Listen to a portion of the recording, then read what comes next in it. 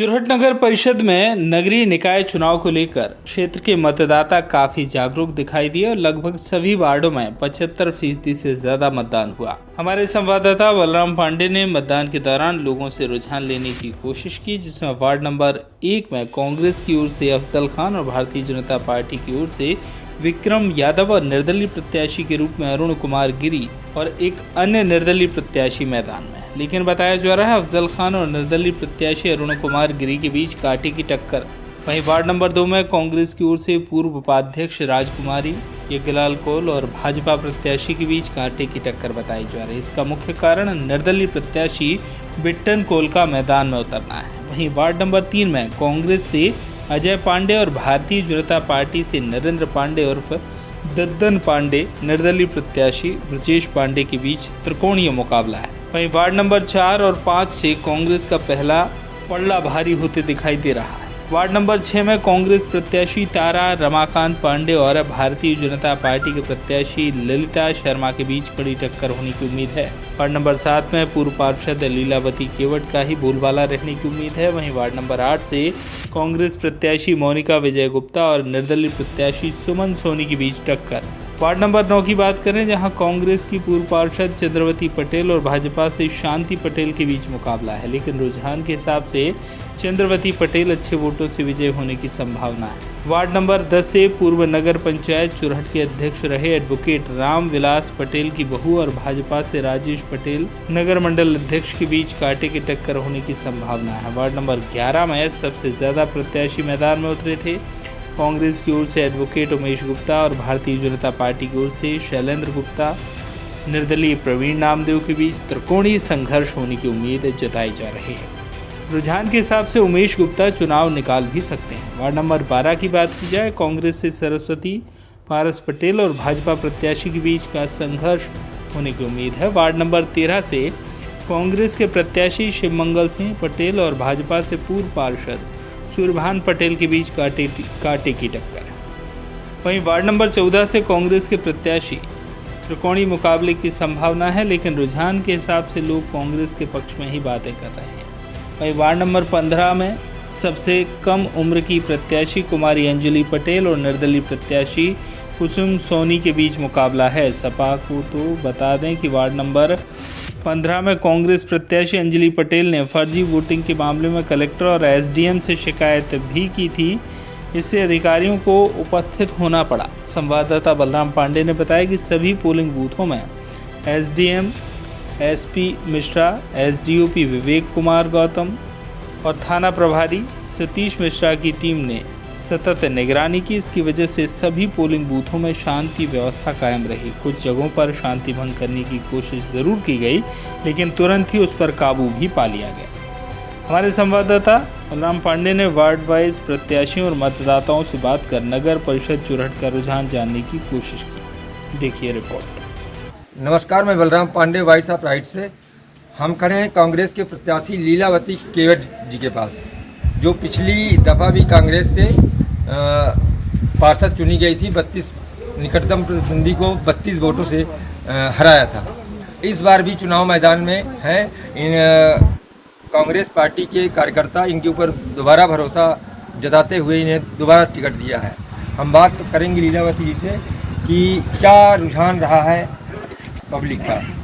ठीक रहा तो अच्छा था। ठीक है, ठीक था जी ठीक है। जीतने की संभावना लग रही है?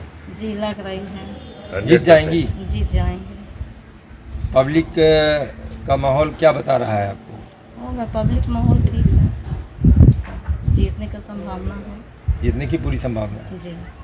और अगर आप जीतती हैं जी तो सबसे पहला काम क्या करेंगी?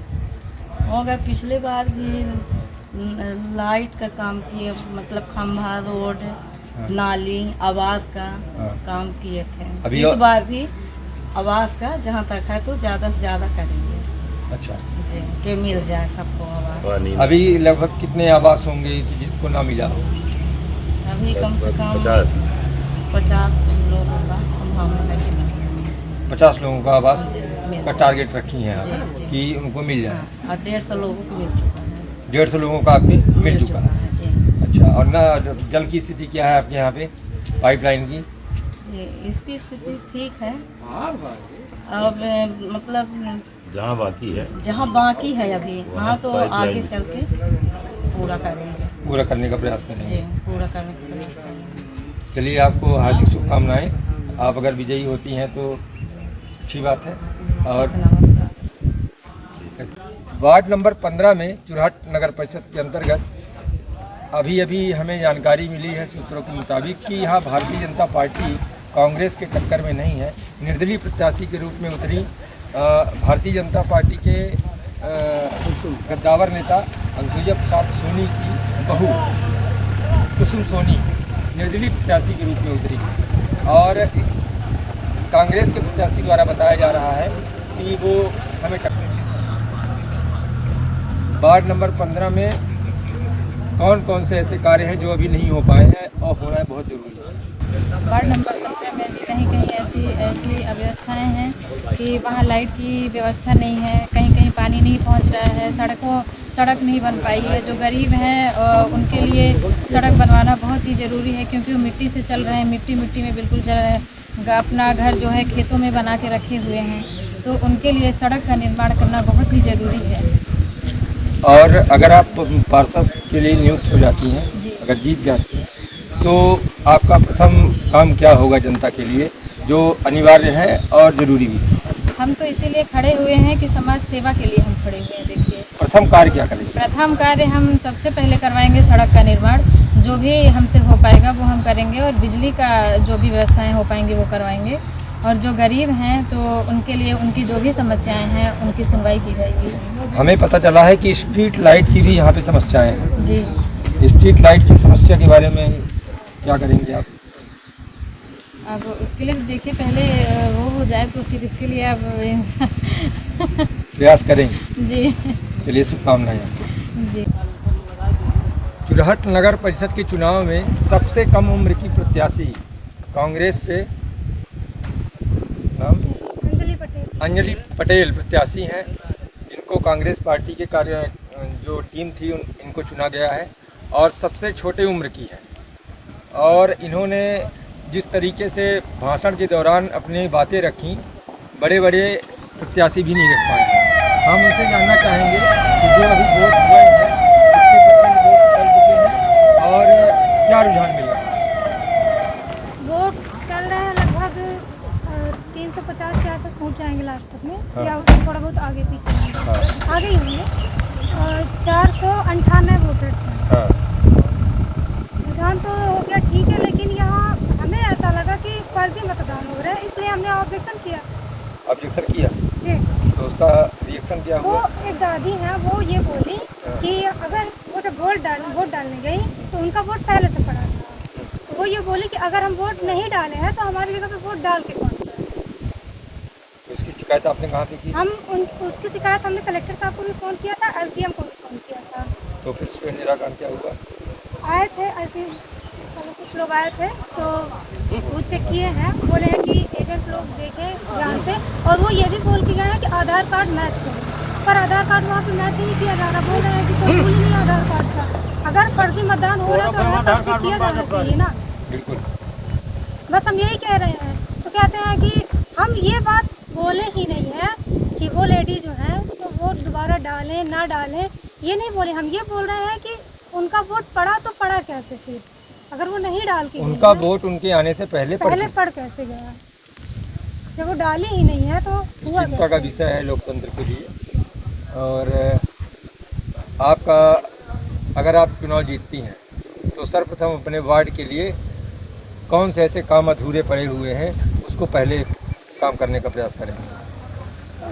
जब हम जा रहे थे ये बुलेटिन वगैरह देने हर जगह सबके घर घर विनती करने जा रहे थे वोट के लिए, तो हम देखे कि वहाँ कुछ लोगों के यहाँ लाइट नहीं, कुछ लोगों के यहाँ पानी नहीं है, कुछ जगहों पे रोड ही नहीं है। और जहाँ रोड, हम यहाँ जब आए थे मॉडल स्कूल में यहाँ, तो यहाँ के जो अधिकारी लोग हैं, टीचर्स लोग हैं, उन्होंने हमसे यही कहा कि बेटा अगर तुम जीत जाना तो तुम यहाँ की सबसे पहले रोड और हमें पानी दिला देना। आपके वार्ड में ऐसी कौन सी मूलभूत सुविधाएं हैं जो अभी तक उपलब्ध नहीं हो पाई हैं? कुछ लोगों के पेंशन वगैरह अभी तक जुड़े नहीं है नाम। हाँ। सबसे पहली बात, वो लोग वृद्ध हैं और वो जब हम चुनाव लड़ने के लिए तैयार हुए तभी वो हमसे याचना करने आ गए। लगभग कितने लोग होंगे? 4-5 लोगों का कुछ ऐसा आंकड़ा हमें मिला है। आवास की क्या है स्थिति? आवास बहुत सारे लोगों को नहीं मिल पाया है, कुछ लोगों को आधा मिला, उसके बाद फिर मिल नहीं रहा है, कुछ लोगों को मिला ही नहीं है। और वो कई बार नल जल योजना का स्तर क्या है? नल जल योजना का स्तर, यहाँ हम खुद दूर पानी लेने जाते हैं, यहाँ रहते हैं, यहाँ के लोग जो भी हैं उनके आसपास नल नहीं है। जो नल बने भी हैं हैंडपम्प, वो या तो सालों से खराब पड़े हुए हैं और फिर नल वाली पाइप भी बिछवानी चाहिए, वो भी नल जल की सुविधा तो है ही नहीं। जिनका अपना निजी बोर है वही। पिछले कार्यकाल में वार्ड नंबर 15 से कौन प्रत्याशी थे? मेदिनी शर्मा की वो ललिता शर्मा विजयी हुई थी। जी। तो उनके कार्यकाल में क्या क्या काम हुए? हमें विकास तो कहीं दिखा नहीं, विकास दिखा नहीं कहीं। आप निकटतम प्रतिद्वंदी किसे मानती हैं? भाजपा को मान रही हैं कि निर्दलीय प्रत्याशी? भाजपा मतलब टक्कर नहीं दे रही है आपको, निर्दलीय टक्कर दे रही है। जी ठीक, धन्यवाद। हम खड़े हैं वार्ड नंबर 7 में निर्दलीय प्रत्याशी प्रतिमा पटेल, जिनके एजेंट हैं लक्ष्मण तेजबली यादव जी। इनसे हम बात करेंगे कि आखिर भारतीय जनता पार्टी और कांग्रेस के बीच की लड़ाई में निर्दलीय प्रत्याशी तेजी के साथ खड़ा हुआ है और किस मुद्दे के साथ चुनाव लड़ने मैदान में इनकी प्रत्याशी आई हैं, बताएं। जी, हम यहाँ से निर्दलीय प्रत्याशी लड़वा रहे हैं प्रतिमा पटेल जी को, इनको इसलिए लड़ा रहे हैं कि ना तो हमारे यहाँ कोई विकास है और न कोई व्यवस्था। हम इनको बिजली, पानी और सड़क, ये तीनों मुद्दे के लिए हम हारे हैं जीते, दोनों में निरंतर लड़ते रहे। ये दोस्तों अपील है हमारी बहुमत आए या ना आए, किसी भी पार्टी के आए, हमें सम्मान होगा और सब जनता के साथ में हम काम करेंगे मिलकर।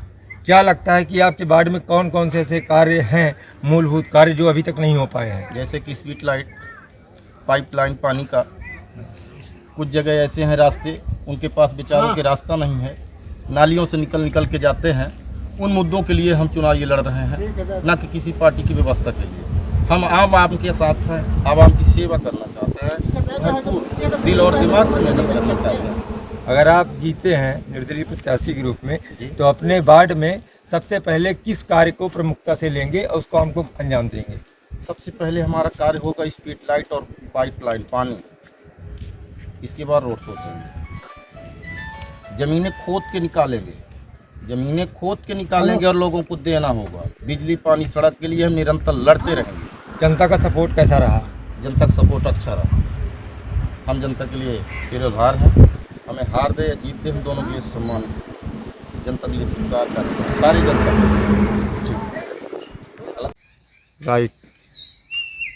हम बैठे हैं चुराट नगर परिषद के वार्ड नंबर 1 के प्रभारी पद्माकर सिंह जी के पास। कांग्रेस के वरिष्ठ नेता रहे हैं और वार्ड नंबर 1 के प्रभारी भी रहे हैं। हम जानेंगे कि कैसा रुझान रहा है और क्या स्थिति रही कांग्रेस की और कितने प्रतिशत मतदान हुआ है। मतदान की स्थिति ठीक रही, मतदान लगभग 60% से ऊपर हुआ है और हमारी जो स्थिति है उसके अनुसार है, कम से कम है 50 से 100 वोट के बीच में कांग्रेस को जीतना चाहिए। लोगों का काफ़ी कांग्रेस के प्रति सकारात्मक रुख रहा और यहाँ जो वर्तमान में विधायक का कार्यकलाप था उससे लोग रुष्ट हो गए हैं और वो लोग अब है मतलब भैया और कांग्रेस के साथ बड़े आराम जुड़ के रहना चाहते हैं। दूसरा सवाल आपसे ये है कि जो कल ऑडियो एक वायरल हुआ था रात को, उस ऑडियो का कुछ प्रभाव देखने को मिला? हाँ, लोगों के प्रति रुझान मतलब ये लोगों को हुआ कि भाई विधायक है, जब फ़ोन में गाली दे सकते हैं तो आमने सामने क्या कर सकते हैं। इसके पहले 2 दिन पहले हमारे जो प्रत्याशी थे वार्ड के अफजल खां, उनके साथ बदतमीजी की गई, पुलिस द्वारा उनको मानसिक रूप से प्रताड़ित कराया गया, जो कि सर्वथा गलत है। और इस तरह के मतलब आदमी को जो इसका चाल चरित्र दोहरा हो उसको मतलब लोगों को तो हम अपील करेंगे कभी वोट दें ही ना। और जैसे कि सुनने में आ रहा था कि पूरे नगर परिषद में प्रत्याशी कोई भी खड़ा हो, लेकिन ज़्यादातर लोग अजय सिंह राहुल भैया को मान रहे थे कि उन्हें वोट देना है। बात सत्य है? नहीं, बिल्कुल सत्य है। यहाँ सिर्फ राहुल भैया को ही लोग जानते हैं। यहाँ एक पंजा की पहचान है तो राहुल भैया से है, किसी प्रत्याशी का कोई नाम नहीं है। किसी को लोग व्यक्तिगत नहीं जानते। यहाँ सिर्फ लोग राहुल भैया को वोट देते हैं और कांग्रेस की पहचान सिर्फ सीधी जिले में राहुल भैया के नाम से है। मैंने कुल मिला के यहाँ के प्रत्याशियों को अगर वोट मिल रहा है तो अजय सिंह के नाम पर मिल रहा है। सिर्फ राहुल भैया की बदौलत मिल रहा है। राहुल भैया के ही कारण जितने प्रत्याशी जीत रहे हैं और हमारे परिषद में मतलब कांग्रेस की सरकार बनेगी। आपको क्या लगता है भाजपा की कुछ सीटें आएंगी? नहीं, भाजपा दो तीन सीट आ सकती है। आ सकती है। हाँ। निर्दलीय की उम्मीद है कुछ? एक आध निर्दलीय आ सकते हैं किसी वार्ड में। चलिए, आपका वार्ड तो एकदम सुरक्षित माना नहीं, हमारा वार्ड सुरक्षित है। हमारे वार्ड में कभी भाजपा सेंध भी न लगा पाएगी, ऐसा नहीं होने देंगे हम लोग। और जनता से क्या अपील करना चाहेंगे? नहीं, जनता से ये कि जनता ने हम लोगों को अच्छा सहयोग दिया, इसी तरह से हमेशा राहुल भैया के प्रति सहयोग रहे और विधानसभा में इससे भी बढ़ चढ़ के लोग मदद करें और जिससे हम लोग हमारे विधायक एक बार राहुल भैया फिर बने यहाँ से और यहाँ का विकास हो। हम लोगों के लिए यही सबसे बड़ी वो होगी उपलब्धि। जनता के प्रति आभार व्यक्त करना चाहेंगे? नहीं, बिल्कुल एकदम। मैं जनता आपको बलराम बल्लू को सादर धन्यवाद देना चाहता हूँ कि आप अपने चैनल के माध्यम से आपने पूरे चुनाव को अच्छे से कवरेज किया और हर बात लोगों तक पहुँचाई। इसका हम लोग चैनल का बहुत बहुत धन्यवाद और आभार व्यक्त करते हैं।